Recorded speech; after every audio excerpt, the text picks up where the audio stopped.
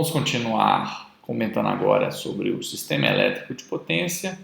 E aí tem uma pequena ilustração mostrando a concepção do CEP. Primeiro nós temos o gerador, a geração de energia, aqui no caso representado por uma hidrelétrica. Saindo do gerador nós temos uma subestação elevadora aqui. Daí nós temos uma linha de transmissão, subestação abaixadora. Daí então temos a parte de distribuição para consumidores residenciais principalmente. Vamos ter um transformador do concessionário de energia, baixando aqui a tensão 13.8 para 220 volts. O consumidor final possui a sua energia. Se a gente pensar em indústria, a gente não tem essa parte daqui para frente, a gente tem a distribuição, mas a indústria vai ser alimentada com uma tensão maior, 69, 138 kV, 230 em alguns casos. A própria indústria vai ter a sua subestação para adequar os níveis de tensão apropriados ao seu processo. Essa figura foi tirada lá do Departamento de Energia americano, mostrando então as linhas de transmissão,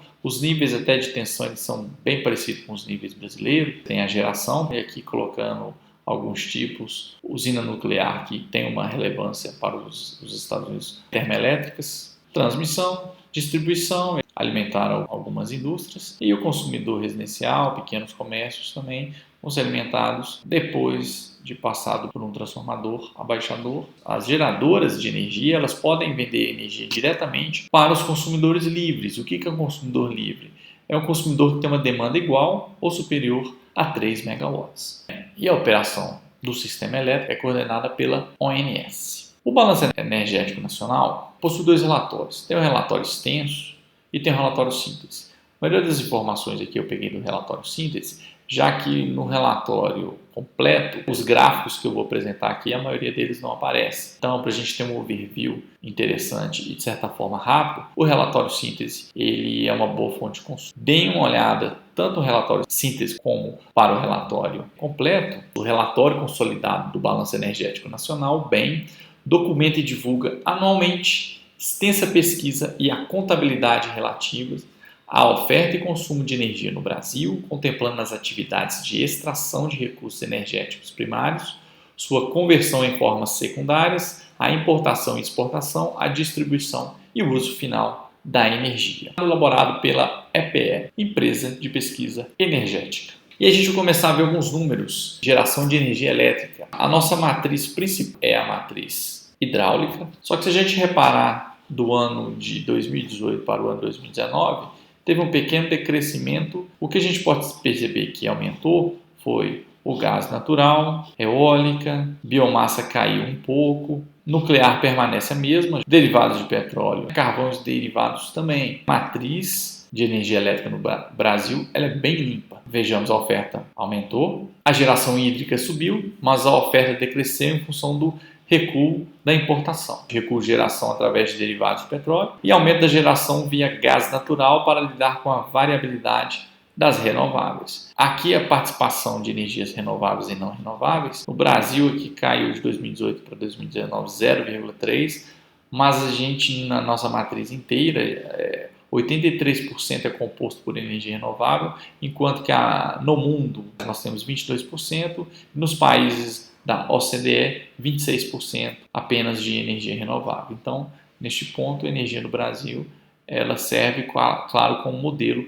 para outros países. Nós estamos nessa condição pela geografia que o nosso país proporciona. Em números absolutos, como comentado, ela aumentou de 388.971 para 397.877. O único, então, que decresceu foi o uso de derivados de petróleo para geração de energia elétrica. Os maiores aumentos de um ano para o outro foi a solar fotovoltaica, aumentou 92,2% de 18 para 19. Se a gente olhar de 17 para 18, esse aumento foi de 300%. Eólica foi o segundo maior aumento, 48.000 para 55.000 gigawatt-hora, 15,5%. Gás natural também aumentou. E a capacidade instalada cresceu. Solar aqui cresceu bastante, a capacidade instalada. Hidrelétrica aumentou 4,7%, térmica 1,7%, eólica 6,9%, solar 37,6%, nuclear não teve nenhuma nova usina entrando no sistema, então não houve aumento. A capacidade disponível, portanto, aumentou em 4,5%. Um dado interessante da evolução da energia eólica, de 2007 para 2019, nós saímos de 663 gigawatt-hora para 55.986 gigawatt-hora. Em azul está mostrando o crescimento. Duas informações interessantes. Em 2015, a geração eólica já tinha ultrapassado a geração nuclear e agora, de 2018 para 2019, ela ultrapassou a geração de biomassa. Vou comentar agora sobre microgeração e mini geração distribuída. Somos nós comprando energia fotovoltaica. A gente tem algumas PCHs. Em 2019 nós tivemos um aumento de 169% na geração distribuída. De 2018 nós saímos de 828 gigawatt-hora para 2.226 gigawatt-hora. Lembrando que pela resolução 482 de 2012 da ANEEL, microgeração distribuída são instalações menores que 75 kW e mini geração varia de 75 a 5 megawatts. A maior participação de geração distribuída vai ficar com energia solar. Essa curva mostra o crescimento da microgeração e mini geração distribuída, a participação da energia solar, o destaque para a fonte solar fotovoltaica, com 1.659 e 1.992 megawatt-hora de geração e potência instalada. E a capacidade instalada de energia fotovoltaica em megawatt-hora, é interessante, nós vemos aqui que o nosso estado, Minas Gerais, ele é o estado com maior capacidade instalada de energia fotovoltaica no Brasil. A capacidade disponível de 2.162 megawatt, 1.992 megawatt é de solar. Essa figura é interessante, a expansão da capacidade instalada de 2018 para 2019, dividindo entre centralizada e microgeração distribuída, eólica praticamente centralizada, térmica, hidrelétrica também, agora solar não, solar a maior parte foi micro e mini geração distribuída. Você tem uma parte centralizada interessante, grandes usinas de 20, 30 megawatt pico, até maiores, contribuindo para esse número aqui. Bom, se a gente pegar a geração elétrica mundial, grande parte da geração é por termoelétrica, seja carvão, gás natural, 61% seria de termoelétricas, 40% principalmente de carvão, hidrelétrica no mundo 16%. A participação de cada forma de energia e crescimento ao longo dos anos, os combustíveis fósseis, carvão que a gente está aumentando, nuclear tem um pequeno aumento, não tanto evidente, hidrelétrica você tem até uma participação maior, solar, eólico e biomassa estão aparecendo também, o que antigamente não existia. Fontes de energia nos Estados Unidos, gás natural responde por 33%, carvão 30%, nuclear 19%, hidrelétrica 6,5%. Já a União Europeia, combustíveis fósseis 48%, nuclear 25%, hidrelétrica 12%, eólica 9,7%, solar 3,5%, geotérmica 0,2% e outros 0,2%. Pensando agora em transmissão no mercado brasileiro, é a rede que nós temos quando a tensão é igual ou superior a 230 kV e a gente denomina essa rede de rede básica. Qualquer agente desse setor elétrico que produz ou consuma energia, ele tem direito à utilização dessa rede básica, bem como o consumidor livre, mas claro, há várias exigências técnicas e legais para que ele tenha acesso à rede básica. O livre acesso ele é garantido por lei e assegurado pela ANEEL. A operação de administração dessa rede básica é responsabilidade do operador nacional do sistema. O sistema interligado nacional, a gente consegue ver não só a rede básica, outras linhas de 138 kV. Particularidades interessantes que a gente pode encontrar aqui, que é a linha tracejada aqui de Itaipu, que é a linha CC de 600 kV, tem uma linha também de 800 kV, e aí a gente começa a ver os outros sistemas.